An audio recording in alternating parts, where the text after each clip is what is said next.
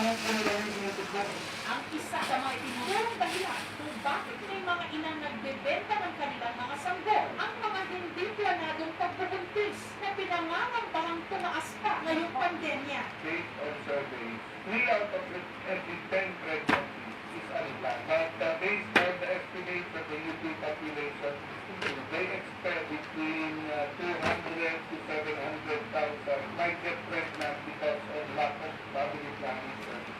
Yung mga license placement agencies, yung mga social media pages din sila. And katuwagin naman natin sila sa pag-advocate ng legal adoption. Siguro naman po natin, the administrators of these pages and these groups are indeed licensed and accredited by the DSWD. Maaari naman po masitahin ang website ng DSWD para makita kung ang organisasyon nito are licensed and accredited before they engage them.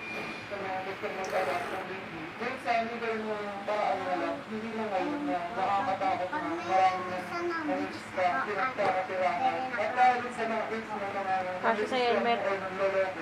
Yan mo, ano? Yan, sukat mo. Tayo na ang mga adapter na gusto magkaroon ng baby. Tingnan din namin ang komento ang admin ng Sir, adoption pages na ito. tinan mo may drawing yun sa gilid. Tinan mo, yan, si Captain America. Samantala, ipinarating namin sa Facebook tungkol sa adoption groups at pages kung saan nangyayari ang ganitong mga kalakalan ng sanggol. We have zero tolerance policy for human exploitation, Di including maluwag. illegal child adoption cases. We use a mix of proactive detection technology and reports from our community to find and remove this content as quickly as possible. We also have dedicated channels for law enforcement and advocacy. Yan, ginawa mo po talaga akong tagahawak For dito, this, our terms of service and applicable law. We review the links to this and we have removed Okay content na. that violates policies. Okay, stop ko na ba ito?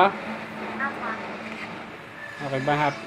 Okay, happy ka? Happy? Gustong mapabuti ang Masaya kanilang ka mga ba? anak, pero ang unang nahalaga ng kanilang mga anak, kailanman Ano sasabihin mo? katumbas na presyo. Thank you so much, mga Yan na, ingatan mo yan. Ayaw kong makikita ang pakalat-kalat yan.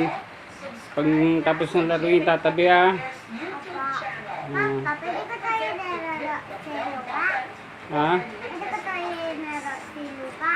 Oo, sige, sige. Basta pag nagano ka, magugas ka ng kamay mo, sabon ka.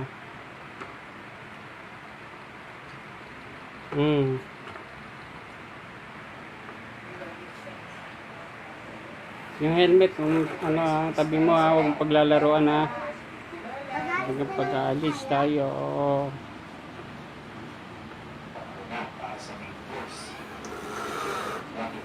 Testing mo sa baba. Testing mo sa baba.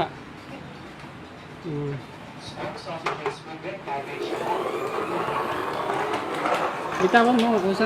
Tatakbo na yung kusa. Bitawan mo, sige. Kusa. O, di ba? Kusa siya natakbo. O.